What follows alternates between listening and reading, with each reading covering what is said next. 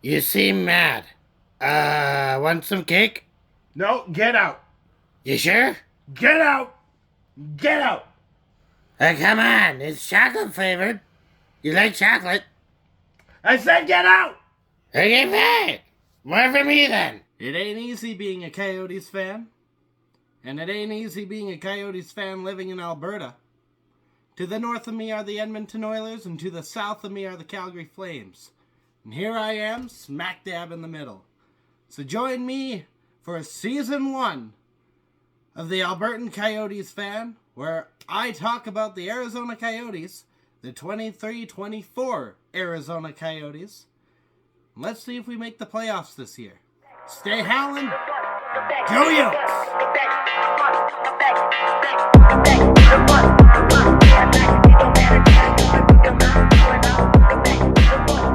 Okay, you guys ready for a real quick rundown of what the game was statistics-wise? Here you go. Blues score in the first. Then the Coyotes manage to go in the first. Blues score in the second. There's no goal in the third. That's how the game ends. We are done covering the game. The game is done. That's how it ends. It ends 2-1. Coyotes lose. They lose. Here's a statistic for you.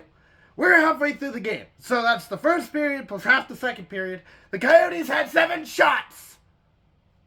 The Blues had 21. Now, if you know math, which I kind of know math, I'm pretty sure I know math. If not, I've got a calculator that knows math, so I don't have to do it. 7 times 3 is 21. We're getting outshot 3 times what we're shooting. And you know why? Because we cycle the puck, we cycle the puck, we cycle the puck, and we don't freaking shoot! If you're going to win a hockey game against a team that we have been known to not only beat, but we tend to beat them bad. The last game, it was 6-2 against the Blues.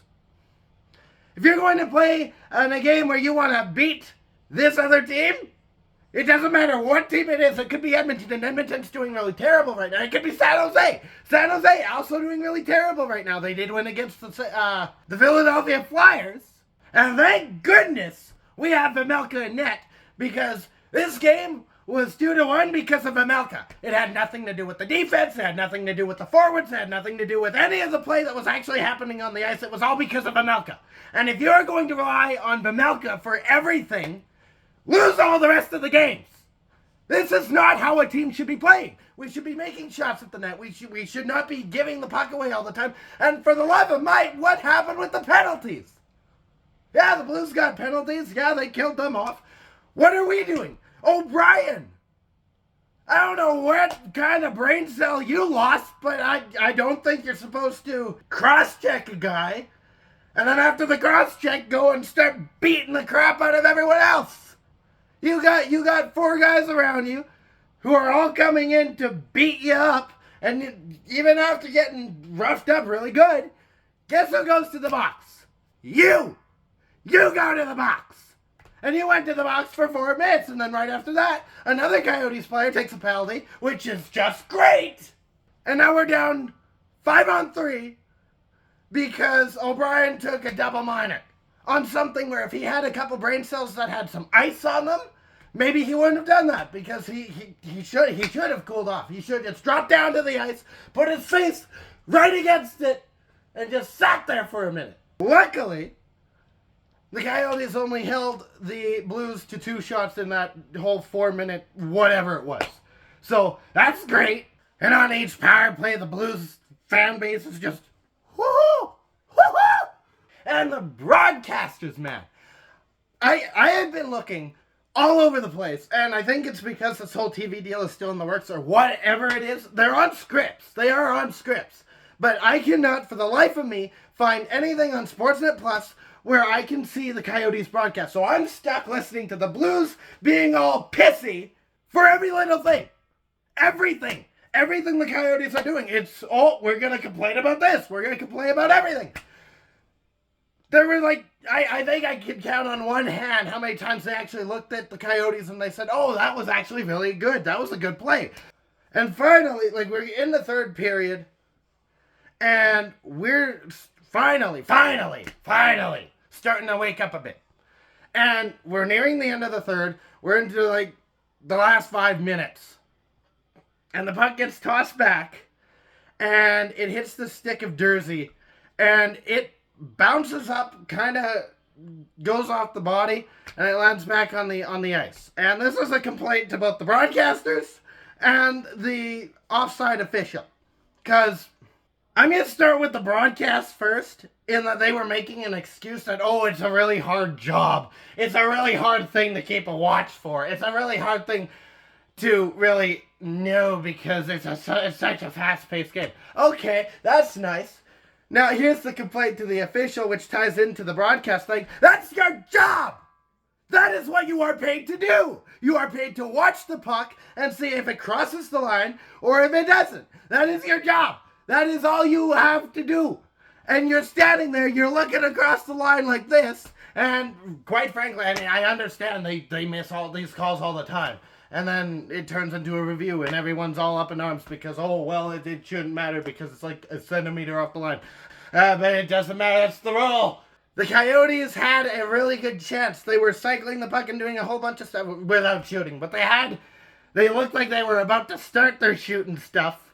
It looked like Dursey was going to start his shooting stuff.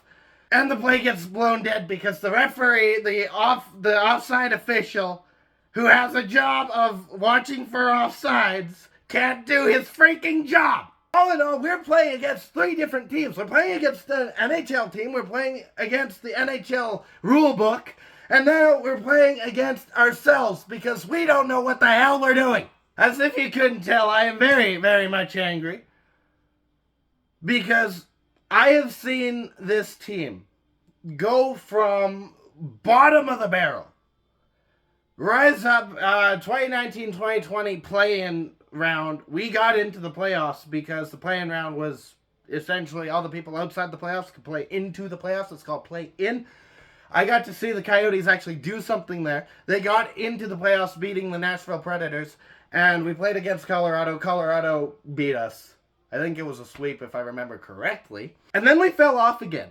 And I was pissed back then. I was angry back then because we kept trading all our players away. Oliver Ekman-Larsson, Antti Ranta, Aiden Hill, there's more. Connor Garland. Since then, Gustus Bear, Chikrin. There's probably a couple I'm missing. I just named 6. And those were big guys for us. They're big guys for the other teams. Darcy Kemper, there's 7. And guess what? Antti Ranta goes to the playoffs. Aiden Hill wins the Stanley Cup last year with the Vegas Golden Knights. Darcy Kemper wins the Cup with the Colorado Avalanche.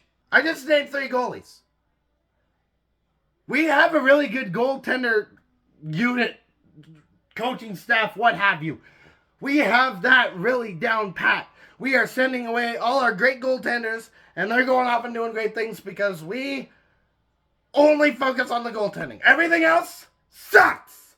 And then we keep making it worse for ourselves. And now, the reason I'm mad now is because I'm finally seeing a team that looks competent.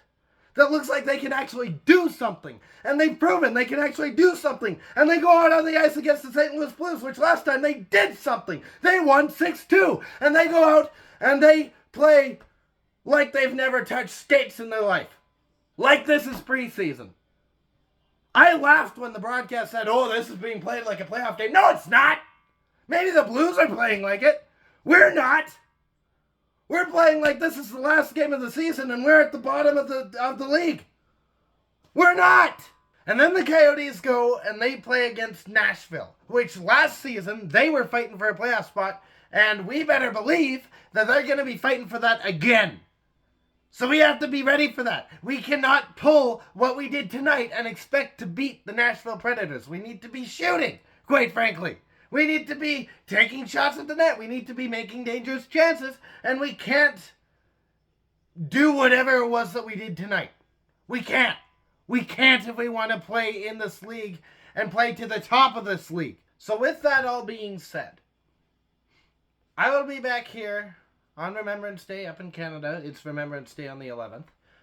I will be making a video. I'm going to hope that the Coyotes play well, because I don't think my voice is going to be able to take what I did this video again. So Coyotes, please pull it together. Stay howling. Go Yotes. Thank you for watching. Please like and subscribe. Do you think I was louder than Steve this time? Wait, you think you could just beat Steve at volume? No. Okay, then just go cheer for the Leafs. Fine then. Fine, I will. I think I was louder. I think I was louder. Don't listen to him. I was louder. Leafs are doing better anyway.